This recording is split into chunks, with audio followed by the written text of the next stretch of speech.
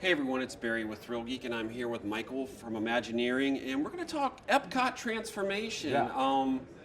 This is one of my favorite parks. I grew up coming here, and it's changed a lot over the years, but now it's going to really change. And what's in store for Epcot? Well, I have to say, Epcot's my favorite park, and so the next few years are really quite an ambitious transformation of Epcot. We're taking a lot of the elements that people love, like our festivals, World Showcase, Spaceship Earth, some of the great pavilions, and doubling down on creating more of that those great attractions and entertainment in the years ahead. So we're standing in the Epcot experience, which is our preview for all of that content that's coming, and it's a great sort of appetizer for a taste of all the new content that's to come. What's it like transforming Epcot? Like I said, it's your favorite park. It's my favorite park. It's a lot of people's favorite parks. It has like a history. It was the second park here at Walt Disney World. It was unlike any other park Disney had ever done. It seems like the transformation is combining a lot of different elements of nature, technology, all coming together, especially in the redo of Future World to its new. I believe it's 3 different names now that Future World's going to be divided up into. World Celebration, World Discovery, and World Nature. I mean, in many ways, we're taking some of the big thinking that Epcot has always had and advancing that next chapter of that big thinking. We all, as Imagineers, a lot of us cherish this park as much as our park guests do. And we thought about how do we balance what has worked so well and some of the great traditions of Epcot, whether it's the iconography that we've brought back and reintroduced, or the logo itself, harkens back to the original logo. And now, how do we make it more relevant and more timeless for guests of future generations? And then balance that with some of the great attractions that we know guests love, whether it's Remy's Ratatouille Adventure, which awesome new family addition to World Showcase, or Guardians of the Galaxy, this incredibly exciting new roller coaster that's coming to World Discovery in the years ahead. And speaking, you talked about Remy's. Next year we're getting a bunch of new and updated attractions, including that one. Was it China's getting a new film? Canada is getting a new film.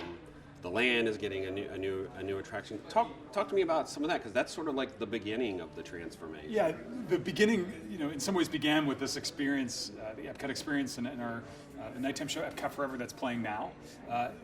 But next year is really the first official chapter, and of course, Remy's Ratatouille Adventure, where you're shrunken down to the size of a rat and sort of sent on this chase throughout the kitchen with Remy and his friends.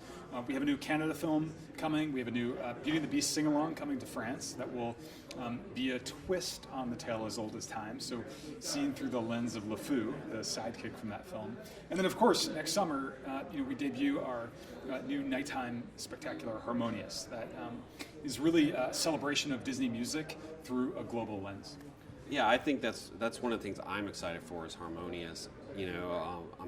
It's replacing a storied show, and but it looks like from the preview we've seen, the technology involved in the show seems a lot like nothing we've ever seen in a Disney nighttime experience before. Just like when Epcot opened, it was a park about ambition. Walt's vision was ambitious. The park we opened with a geodesic dome, sphere, very ambitious. This nighttime show is just the next example in that lineage, and we're using the best nighttime spectacular toolkit you can imagine, with pyro and projection and media and lasers and everything you can imagine, but using it to tell a different take on a Disney story. Our music is so iconic, and hearing it interpreted through different languages, through different orchestrations, is really a special way to experience it. And so Harmonious leans into that, and will be a great new addition to the World Showcase next year. One last question for you as an Imagineer. What is it like? You can see the archives, you can see the things that were all when this park was created. What's it like to look at some of this stuff, to realize like something like Spaceship Earth was built using, they drafted it. There wasn't computer technology the way it is. For you, what is it like to be able to work on something that at the time was, no one had ever seen anything like this place? Yes. I mean, it's a privilege, full stop, to get to work on a park that has been so iconic for so many guests. I mean, I have very specific memories of Epcot from the 80s to the Millennium Celebration to today. And so to get to contribute to that legacy is incredibly rewarding. And even though the technology has changed and our tools have gotten smarter and our